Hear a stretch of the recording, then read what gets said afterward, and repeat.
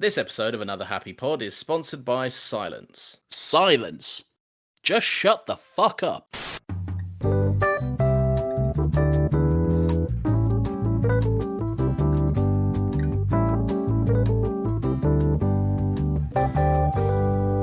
are you throwing sweets at me through? It wasn't a sweet, it was a Werther's original because I'm an old man. Do you actually eat that? Yeah, you don't like a Werther's? No, no one likes a Werther's apart from, as you said, old men. Everyone loves a Werther's. How can you not like a No. Werther's? No one loves a Werther's. That is There's a fact, nothing unless better than you're- just suckling on a Werther's after a long day. and being at death's door because you must be 94 years old. Hey, Lawrence, Hey, Nathan. I think Shh. Shut the fuck up. I think that in honor of the movie that we're talking about this week, We're not doing the whole episode in whispers. why not? Because Nathan, it sounds like creepy ASMR and no one's going to listen to it.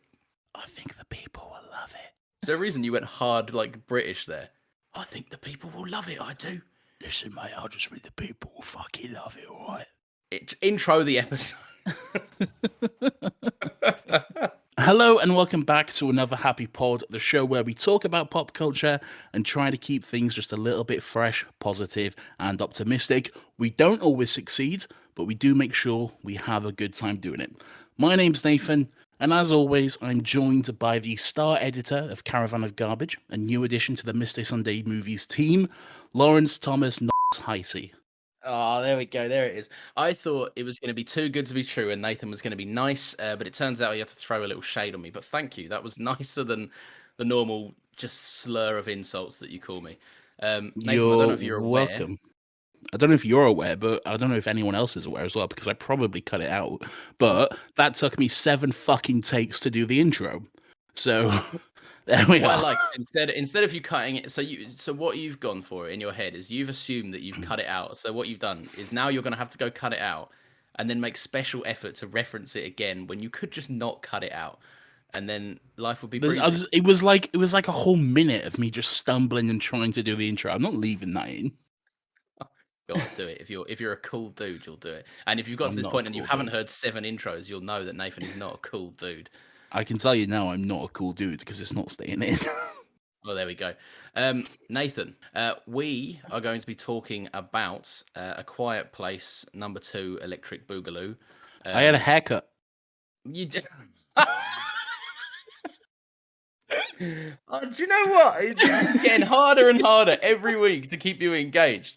You're like a child with a new toy. Nathan, we're going to be talking about, on our podcast, we'll be talking about films, movie, TV, and whatever. We're going to be talking about this movie. I had a haircut, Dad. Look, I Well just think it's nice to start off the episode with just a little bit of friendly conversation and catch up. You're always wanting to just rush right in. Typical man, but you get your pants down and get on with it. Me, I like to take my time. Let us know if you've had a haircut in the comments. But no, I can't. Look, all right, if we're going to do it this way, I want to confirm that I can see Nathan's face currently. He's had a nice haircut. He looks lovely. He's even had a little beard spruce up. Was that good, Nathan? The hot towel stuff? Actually, it really was. It was like a fucking full-on hot towel shave with like the cutthroat razors and everything. It was very, very pampering. I felt very relaxed afterwards. Did you feel like James Bond? No. No, well, you shouldn't, because he's got a nicer beard than you. Well, he doesn't have a beard. That's what he's always doesn't shaving. have a beard. Yeah, he's never got a beard apart from that one time he did in Die Another Day. Did he have a beard in Die Another Day? At the beginning, he did because he was captured by North Korea, and then he spent like 6 months in a prison while Madonna played. I guess you could say he shaved another day. Anyway, so do you know what else is good? Being an official part of the Mr. Sunday team. Congratulations. Oh, thank you very much. Thank you. It's been lovely. He tweeted out, the big man himself tweeted out a welcome tweet, and I subsequently turned off my Twitter notifications 5 minutes after the event. As amazing and lovely as it was, my phone was getting hot. So It's just I in. was. Lawrence Heisey does not give a fuck about his fans. No, it's not Right. true. They're not my fans, are they? I know. I'm Yeah, never gonna be. that one's a Yeah, stretch. yeah. I'm not gonna be egotistical to think that my small contribution to the content is responsible for any success. Well, Someone you else never could know. probably do it better. The movies are back. We went to the cinema this week. Oh, I went to the cinema this week, Nathan. It returned. I went there. I went by myself because Zucchini doesn't like horror movies. And I wouldn't I even went with call my this really dad. a horror. You I went with your also dad? wouldn't call it a horror movie. Yeah, I went with my dad. Had a jolly good time. But I had that pre-cinema anxiety where I was like, oh, people are going to be noisy. I don't want to deal with that. There's just going to be people who are annoying. But great experience from start to finish. It was very quiet. Purposefully went for an early screening. It was 10:45 in the morning. So it was basically me, my dad, and like two other people. So it was really chill. Great experience. yeah, I had a good time as well. I think I went for an 8 o'clock screening myself, and it was I had that same thing. I was worried that people were going to be noisy, but I had my very own shusher in the audience with me. So Oh yeah. this couple came along, and her partner was kind of going, what were these monsters, blah blah blah. And at one point she went shh, and because it came from her partner, everyone else in the cinema heard the shush. So we all knew that if she was shushing her partner, we were all to be stum the entire time, and that was Yeah. great. So yeah, no, it was mate, fucking, this is the way to see this film. I'm so Oh, glad they waited to yeah. release this. Yeah, because this was done. They had the premiere and everything. This was ready to go like last March, and it was like a few days out from release, and then the event happened, Hmm. and a year and a half almost later, here we are. The event is still ongoing, kind of. Um, Yeah. but movies are back, and it was a jolly good time. It was a great way to see it. Support cinemas, gang. If you can safely, please go to the cinemas, because we don't want to. These are the films that the cinemas are like kind of there for. Like, I don't mind Yeah. watching some fucking dumb thing on the TV. I genuinely don't care about a lot of it. But there's movies like, for example, we even spoke about it on the Kong versus Godzilla versus Kong episode. That film, to see that in the cinema would have been such a more enjoyable experience. Not that I didn't enjoy it, but I some think films are it's made I for the think it's cinema. pla I think it's playing in the cinema. I think it's playing in the cinema, that film, at the May moment. have to go and give it a little So, look. I didn't know they might be doing. I can see that happening. I can see them re-releasing a lot of films in the cinema just for a fan basis. yeah, yeah, which I would be quite on board with because there are some decent movies which really would benefit from the big screen. Like I said, Kong versus Godzilla or Godzilla versus Kong, whichever way around it is, being one of Yeah. them. But yeah, so the cinema is back. We're both happy boys, but we're also quiet. Quiet boys, Lawrence. We are. We're, We're very quiet. we have to be quiet because the aliens or something will hear us, but only sometimes because it's a little vague. Yeah, the nondescript monsters that are either aliens or mutations of things will hear us, and they'll come down, and it'll be very, very vague as to how they arrive, but we won't touch on it. It'll also be very vague as to how their hearing works, because sometimes they can hear like a pin drop, but other times they can't hear you running through a concrete floor warehouse. So, like, how does it work? But who knows? Who knows? Who knows? Right, I'm going to end this whispering business. Did you like it overall, the film? I did. Yeah, it was really good. It was probably the perfect choice to go back to the cinema with. I said this on our Tenet episode because before this, the last time I went to the cinema was to see Tenet in last August. Fucking terrible choice for the first movie to go back to the cinema because I did not have a good time at all. Yeah. But this was like the complete opposite of that experience. It was so much fun. Yeah, Um, because despite I've everyone being I've quiet in this, you could make out what the dialogue actually was. Yeah, surprising, amazing. No, but yeah, but it was a really good experience, and I did like the film. The only thing is, I probably should have rewatched the first movie beforehand because for some of this, I was like, "What the fuck is happening now?" I really can't remember some stuff. But it all clicked into place. It wasn't a detriment. or anything like that. But yeah, it was good. Yeah, no, I enjoyed it. What stuff did you need refreshing on? Because this picked up pretty straight off, but there's one of the Oh, things about it picks this up like film. immediately. Yeah, this film that there's, I I can't remember who it was I spoke to, but they said like, I saw someone afterwards and they said no, don't spoil it, no spoilers. Um, and I was kind of like, this film doesn't really have spoilers. Like, if it I think it no, does. no, but I think it's more of it's like as in like about the world itself. Like there's the same stuff applies. You still can't do much talking. Um, It's there's it's there's not kind much of different. it's kind of the exact same movie in a way. It's kind of, in terms of storyline and what happens, it's kind of very similar, with just a few little tweaks here and there. But the tweaks they have made are quite interesting. Some of them I was a little apprehensive about, because when I saw that Cillian Murphy was in this movie, I thought, oh, is he just going to replace Jim? I don't really want that. I really didn't want like, Jim. oh yeah, and John Krasinski, Jim. I didn't even realize. Is he going to replace Jim from The Office, star of A Quiet Place? I'm just person? going to call him Jim. Yeah, I'm sure he I worked thought he really was. hard on two very expertly directed horror movies to still Look, be known as referred to as Jim. Look, John Krasinski can work as hard as he wants. He can take on as many different roles. He can be Jack Ryan and Jack Reacher and all of those cunts, all right? But he is always going to be known as Jim, no matter what he does, okay? It's just always going to be his most famous role. You know Tom Cruise is Jack Reacher, right? They both are. John Krasinski is not Jack Reacher. He's Jack Reacher or Jack Ryan. He's one of them. Which one is it? He's someone Ryan from Amazon, but Jack Reacher is Tom Cruise. Oh, they're basically the same fucking bloke. What does it matter? Who cares? Oh, they're both vague action blokes. Like, who fucking cares? Yeah. Anyway, Jim from The Office. Yeah, I thought Cillian Murphy was in this solely to replace him. I thought he was going to get with Emily Blunt somehow.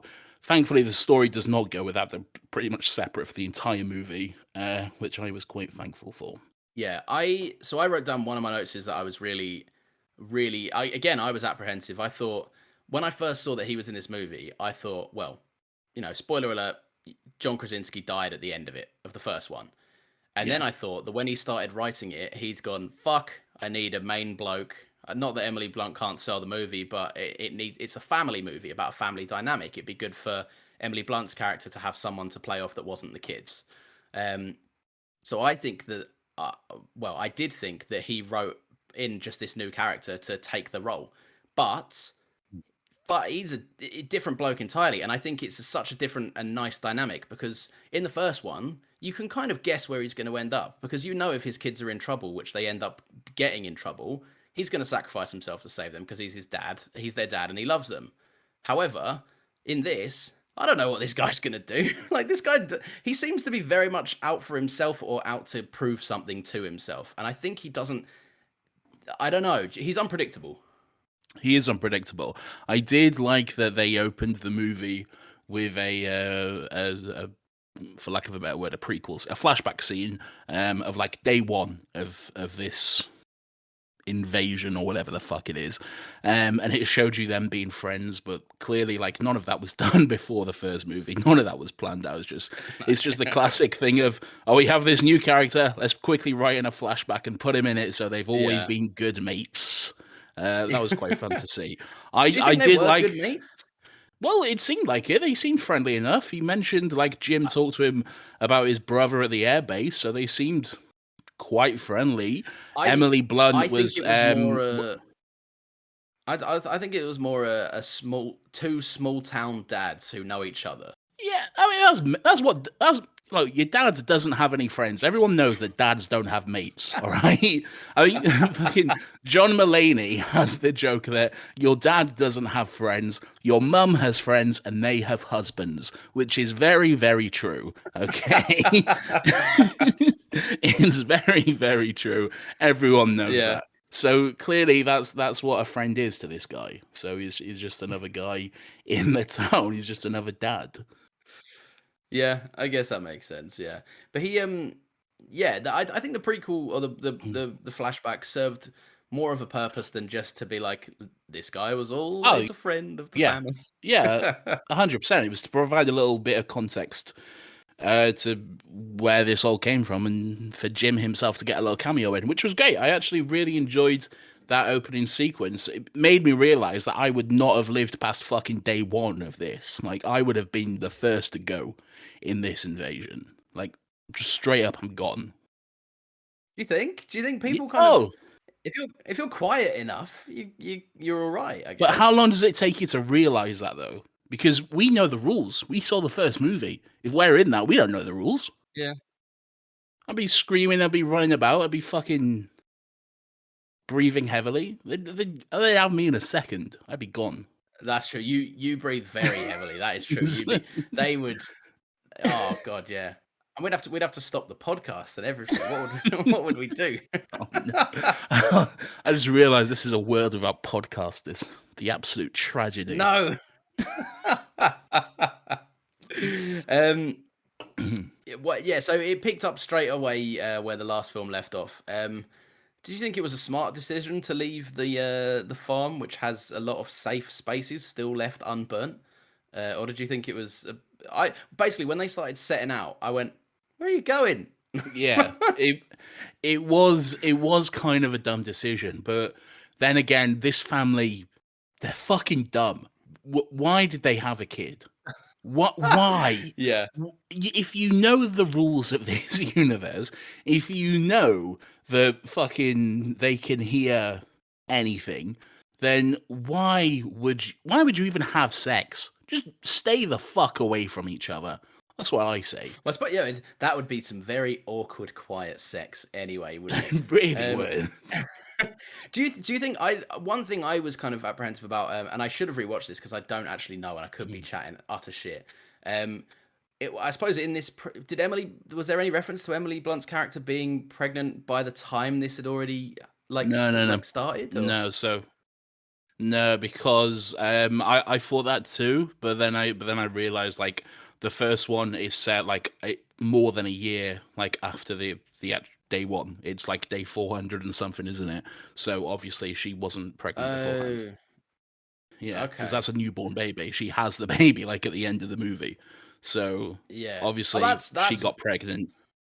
Yeah, because they go to the town, don't they? They go to the town, and that's when their first kid dies, the little yeah, boy, and then after that she gets pregnant, which is a yeah. terrible decision, but fair play to her. Yeah, kind of because yeah, look, the immediate threat is that childbirth is often inconvenient, like in terms of in And this loud. world. You're gonna probably do a few screams, right? But then you've Yeah, got an undisclosed amount of time before you can turn around to your child and go, "Shut up! This is how we survive." Before, and that's years before they can grasp that. they do have a good solution for that very problem though, which is very weird, but also very necessary, I guess. The little baby drug box. You put the little baby in the box, you drug it, and it goes to sleep. So I feel really uncomfortable with that. I I do too. I Every time they put because that little right. mask on the baby, I just get such a weird, uncomfortable feeling. Well, there's two ways to look at this. One, the human race in their eyes has to live on, right? Yeah. I can see that because at this point, right? No, but unless people are having more babies, there's what like 100 years before everyone on planet Earth is pretty much maxed out and dead.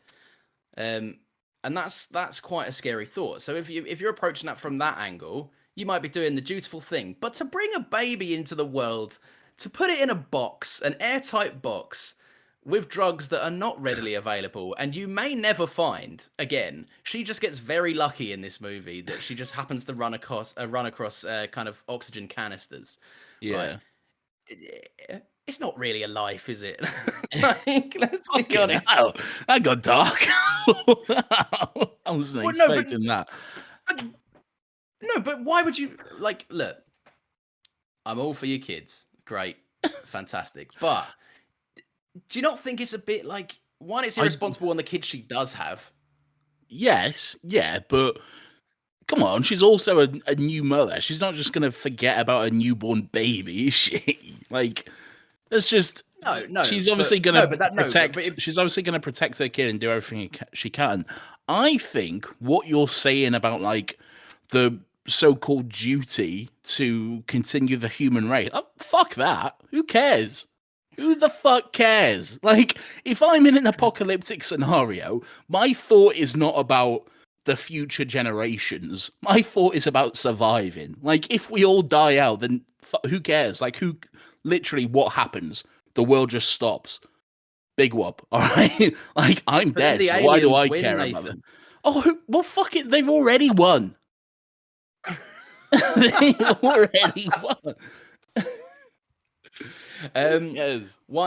Yes. Let's go into more about that, because there's one member of this family who I think is the dumbest of the dumb family. Right? The girl is very smart. The boy is a moron.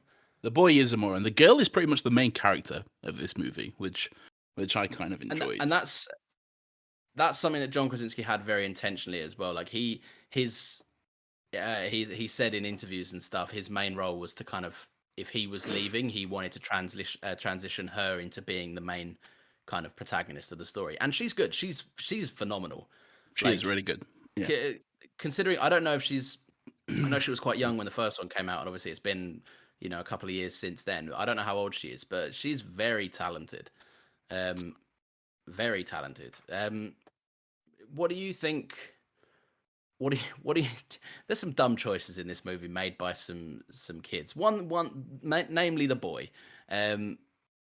What do you think about him? What dumb choices? Talk me through them. She was born in 2003, so that makes her 18, I think.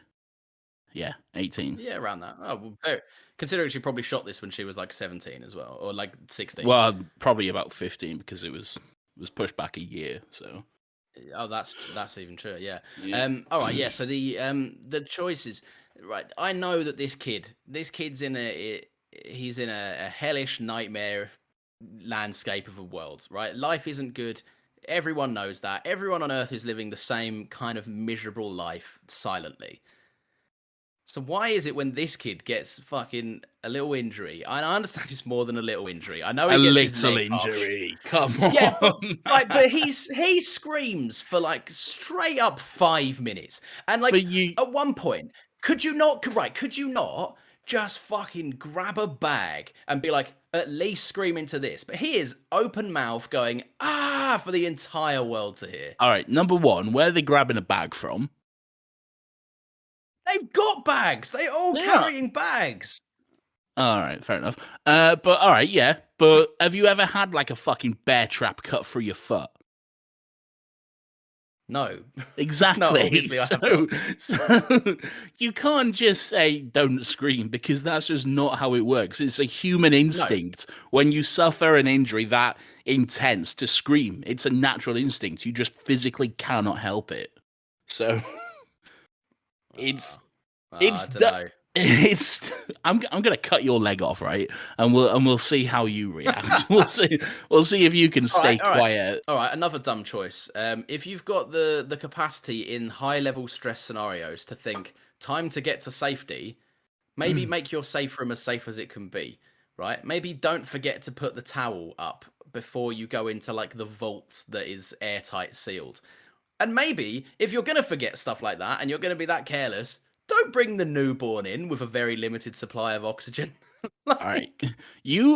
I thought you was going to have good points. These are all very dumb on your behalf, I think, because number one, the baby was already in there.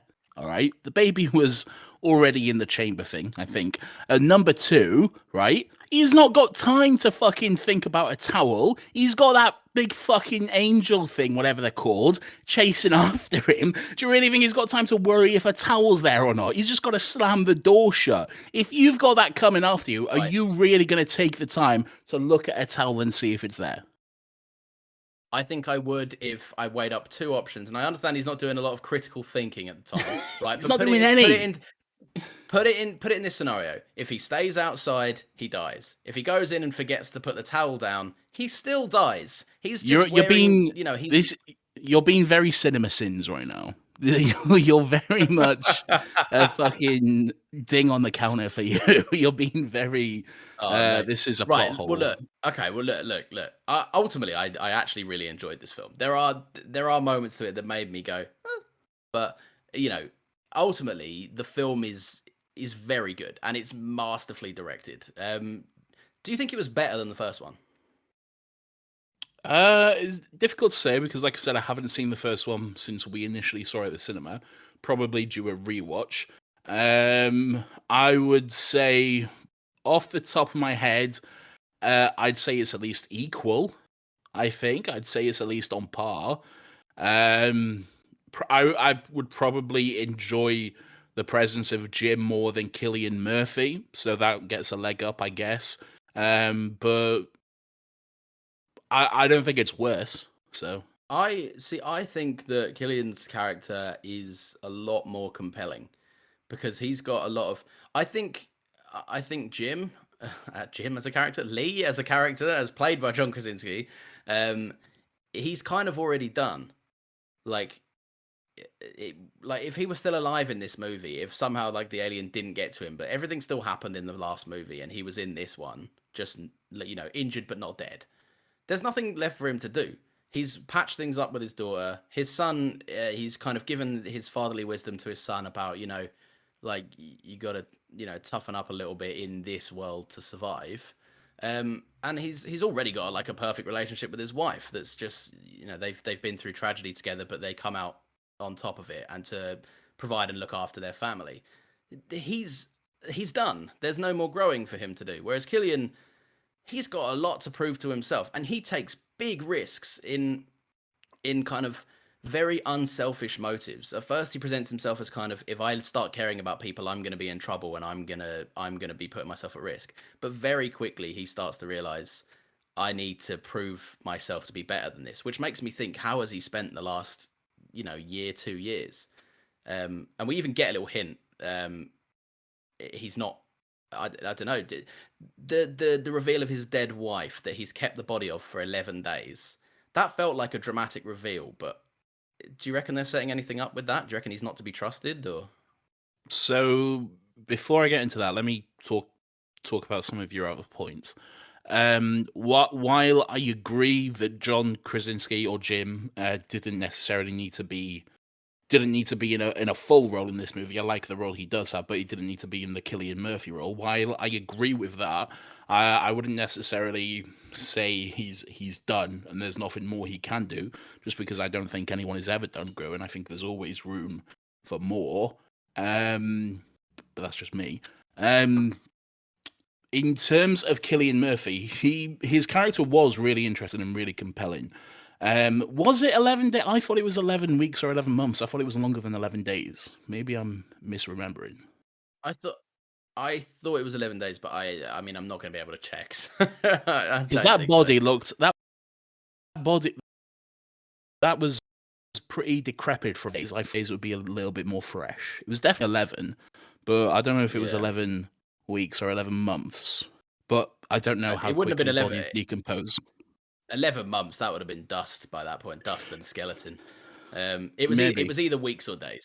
Yeah, I'd say weeks, because that body did look pretty fucking bad for 11 days, but I don't know how quickly bodies decompose. Like I say, I'm not a doctor. But yeah, it was. I thought it was setting something up, because when little silly boy with a broken foot is wandering around the warehouse type of thing, all of it does kind of have an air of like, there's something going on here. There's something not quite right. There's something a little bit sinister with Cillian Murphy. And that's especially implied when you see the body of his wife.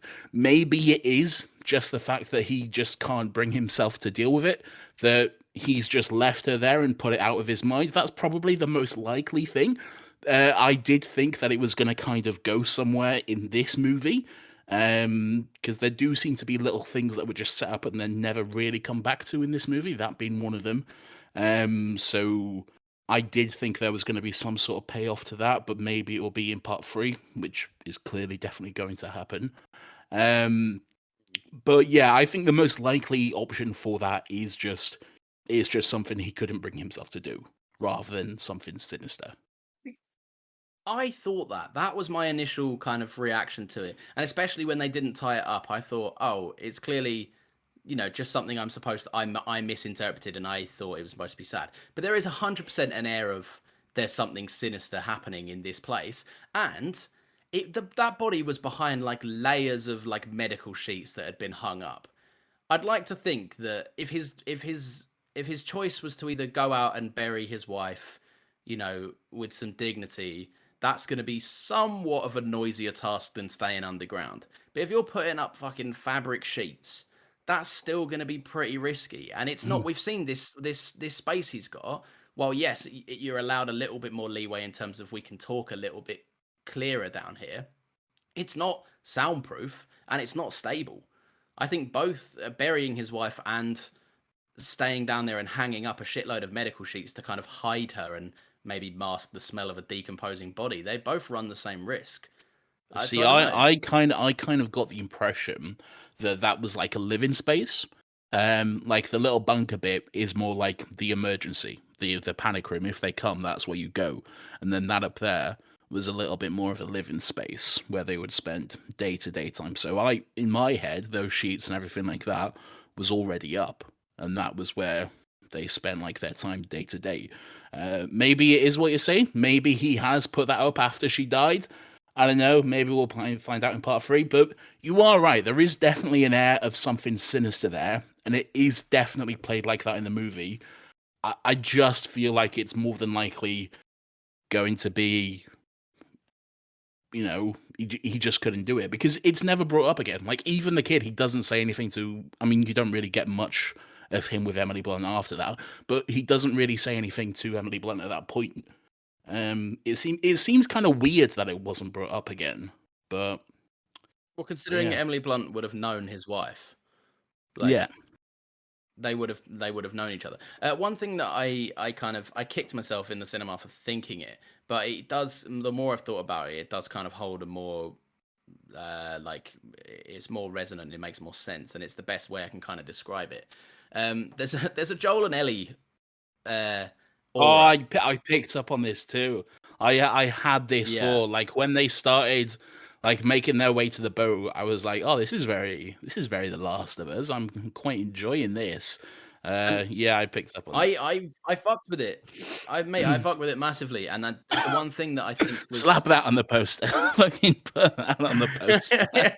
I fuck with it, Lawrence Lacey. No, but one thing, like another reason that I thought it was kind of similar to that is not just because of like the imagery of a middle-aged man with a kind of a young girl, and a lot of trust put in the kind of parental figure kind of thing. It was more so when that guy got into trouble with this kind of faction or cult or weird. It's only been 2 years. Your hair wouldn't have grown out that long. You're already a creep cult. It's not even been 2 years, I don't think. But exactly, yeah. Yeah, there's certain people that you can tell are just waiting for events like this, so they can be fully weird. Like Yeah. they can really engage in their weirdness. But yeah, he knew exactly how to deal with them. They had him in a fucked scenario. They had him chained up with jingly bells attached to him, which in this world, you're like a bomb. You're like a walking bomb. You are. First of all, that whole sequence was great. It was really interesting. Like as soon as earlier in the movie, when Cillian Murphy mentioned like what other people had become, I was like, "Ooh, that's interesting." Clearly, we're going to get to see more of that, so I'm looking forward to that. Yeah, that whole sequence was great. The way they strapped him up, while yes, I agree, it is pretty intense and like you're a bum. I also think it's pretty stupid on their half because like if you make noise, yeah, the big thing is gonna come and it's gonna kill you. But like, why would you care? Because like they've got you. They're just gonna leave you here for dead anyway. So why not fucking take them with you and start making a shitload of noise like he did? Well, yeah, and also they leave themselves wide open to just a very tactile man. Whilst I do think that he is, I hate the term plot armor because I feel like it's such a fucking, it's such a. I make YouTube videos and I scream about things that most people like term, but it's the only way I can kind of describe it. Any normal man does that, you're dead. You're Yeah. fucking dead. Yeah. Like, It's true. um, It's true.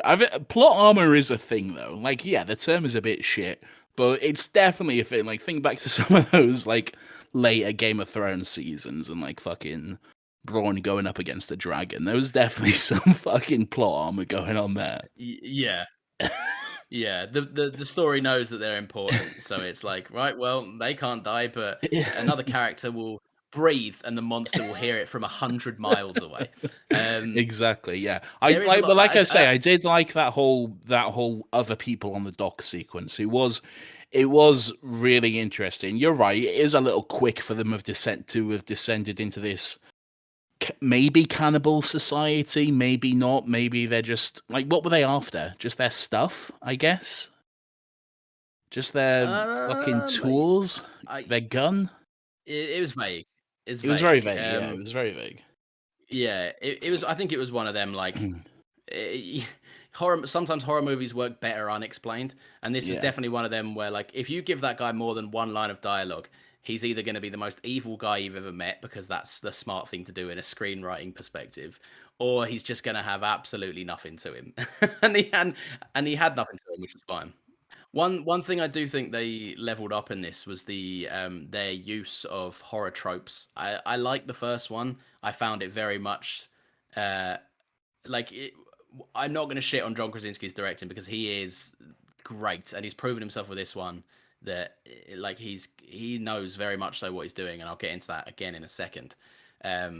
But the in the first one, I think there was a lot of there's one moment that kind of sums it all up. There's a cheap jump scare of like a fucking beaver or a raccoon or some dumb thing falling by a window, and it's very much one of those moments where I can guarantee a studio head has gone, you haven't had enough scares per 10 minutes here, John.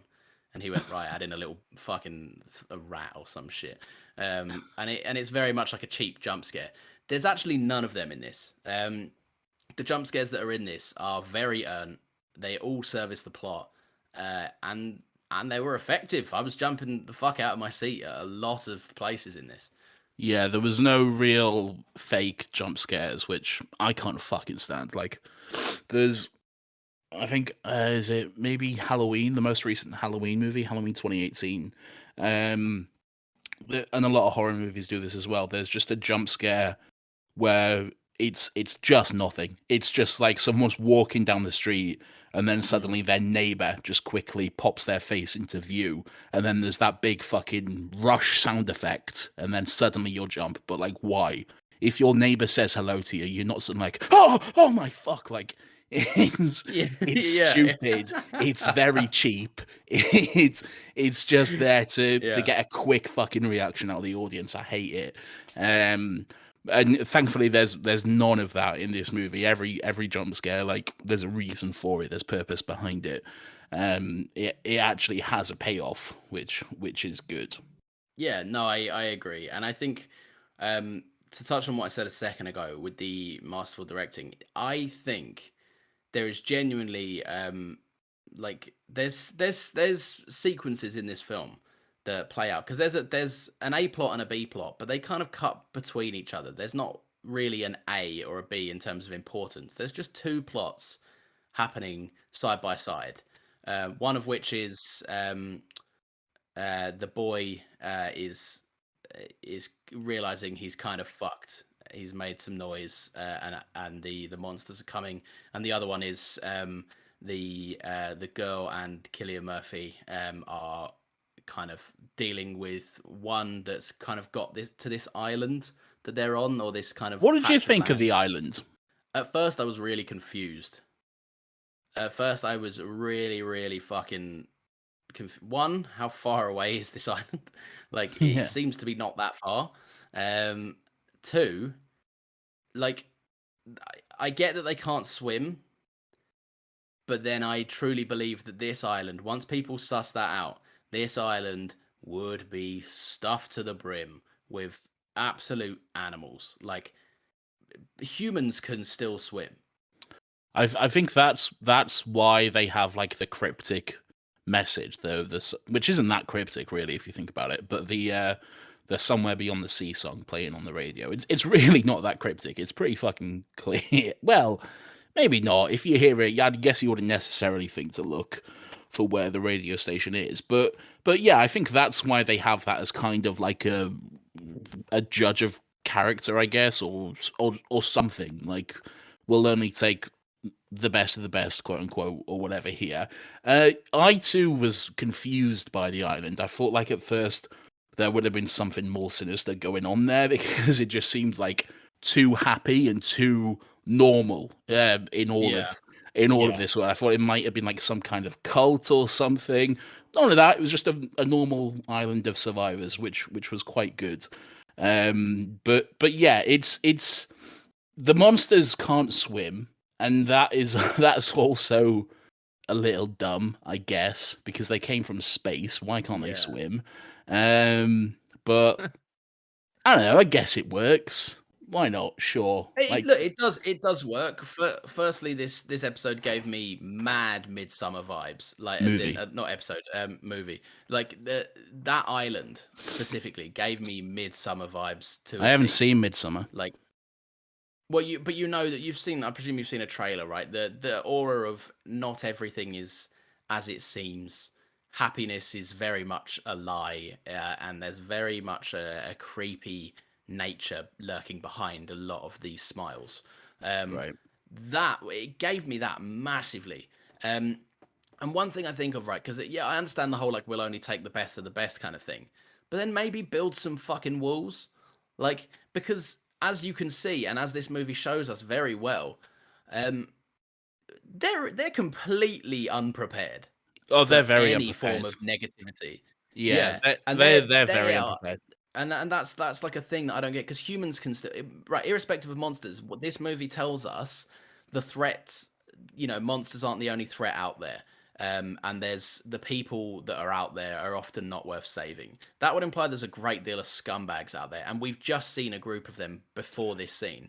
Yeah, I was confused about that because the group of like people on the dock, they were literally within shot of the island. They could literally see it.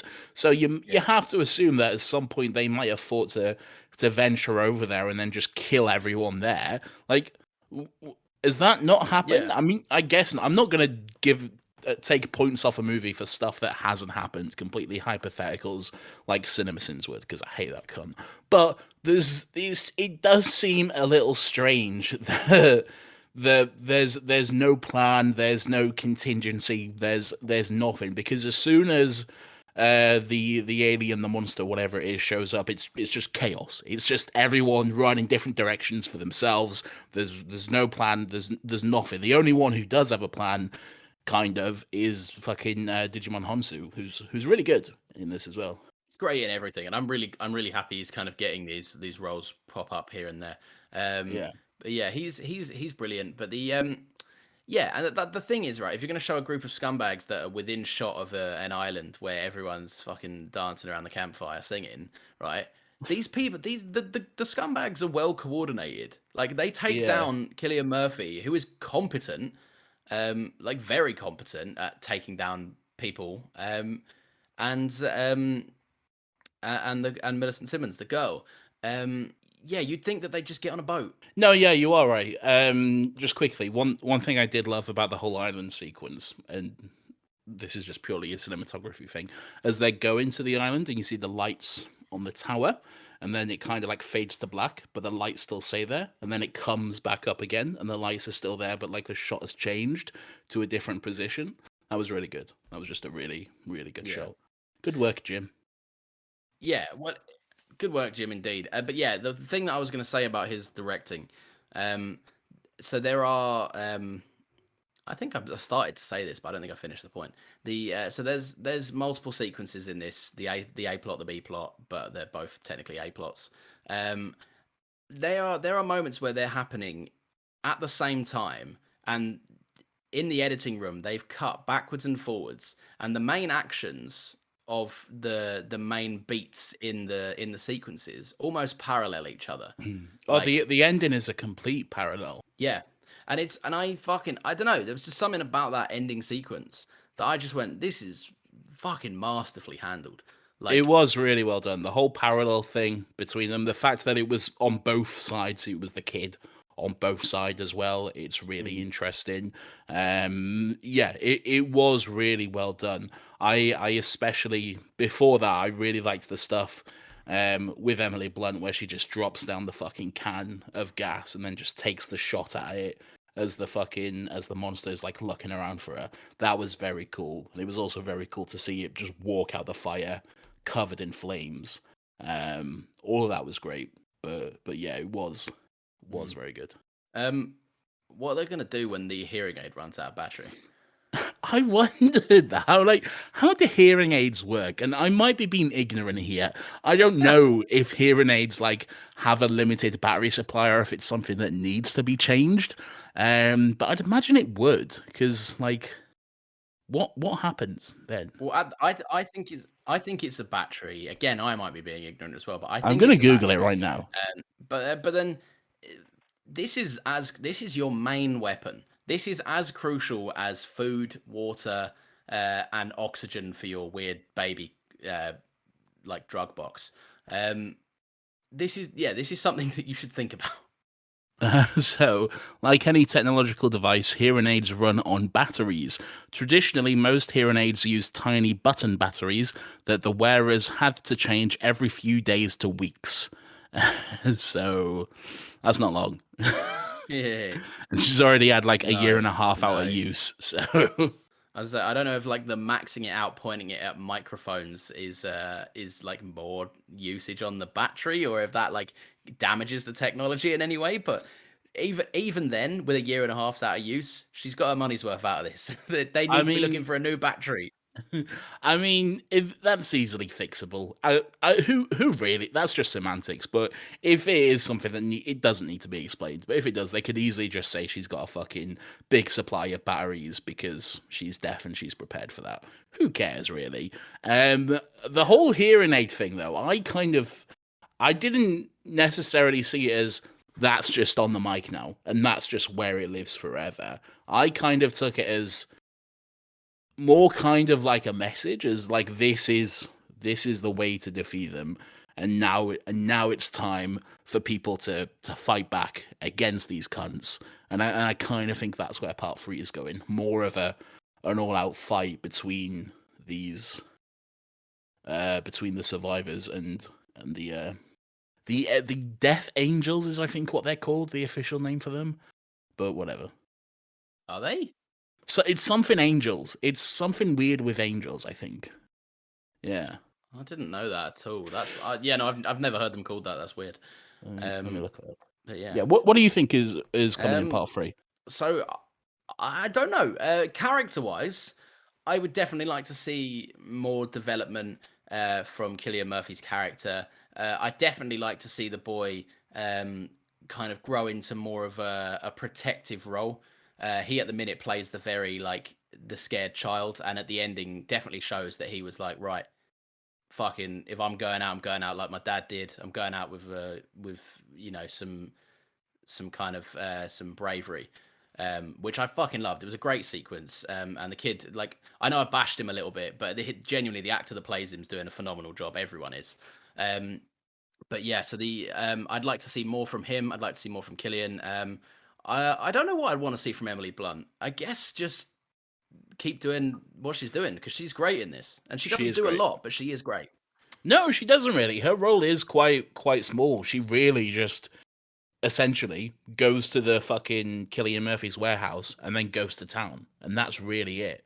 It's great. Everything with her is great. She just doesn't have a whole lot to do, essentially. But the stuff she does do is really interesting. Like I said, that whole sequence where she tries to take out the monster is really cool. This movie kind of just ends. Yeah. Oh yeah.